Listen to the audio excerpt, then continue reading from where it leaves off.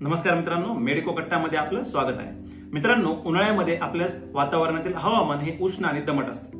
अशा वातावरणामध्ये आपल्याला काही स्किन म्हणजे त्वचेचे इन्फेक्शन होऊ शकतात। यामध्ये प्रामुख्याने रिंगवर्म म्हणजे गजकरण होताना आपल्याला पाहायला मिळते। तर हे कशामुळे होतं? तर रिंगवर्म जरी या नावामध्ये जरी वर्म असेल तर हे कुठल्या वर्ममुळे किंवा जंतूमुळे होत नाही, तर हे एका विशिष्ट प्रकारच्या बुरशी म्हणजे फंगाईमुळे होतं। त्याचं नाव म्हणजे ट्रायकोफायटम।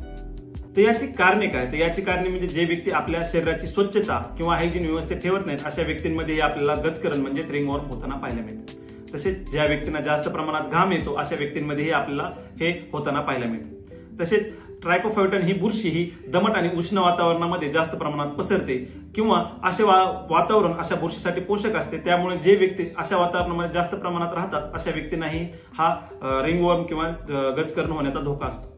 तसेच जर जे व्यक्ती जास्त सार्वजनिक ठिकाणी असतात, जसे की स्विमिंग पूल, जिम मध्ये, अशा ठिकाणाहूनही गजकरण पसरताना आपल्याला पाहायला मिळते। तसेच ज्या व्यक्तींना गजकरण झालेलं आहे अशा व्यक्तींच्या संपर्कात जे हेल्दी व्यक्ती आले, म्हणजे जर एखाद्या व्यक्तीला गजकरण झालेलं आहे आणि त्याच्या त्वचेच्या संपर्कात जर हेल्दी व्यक्तीची जर त्वचा आली तर आपल्याला गजकरण होताना पाहायला मिळतं। तसेच जर एखाद्या व्यक्तीला गजकरण झालेलं आहे आणि त्याच्या गोष्टी म्हणजे रुमाल, टावेल इतर कोणी वापरत असेल जे की हेल्दी असेल तर त्यालाही हा धोका होऊ शकतो।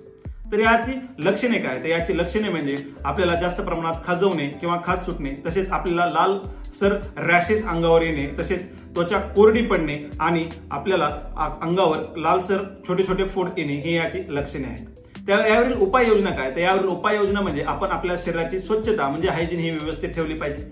तसेच आपण अँटीफंगल हे ऑइंटमेंट म्हणजे अँटीफंगल क्रीम वापरल्या पाहिजेत। तसेच आपण आपल्या आहारामध्ये व्हिटॅमिन सी आणि व्हिटॅमिन ई यांचा समावेश केला पाहिजे आणि फायबरयुक्त पदार्थांचे सेवन केले पाहिजे।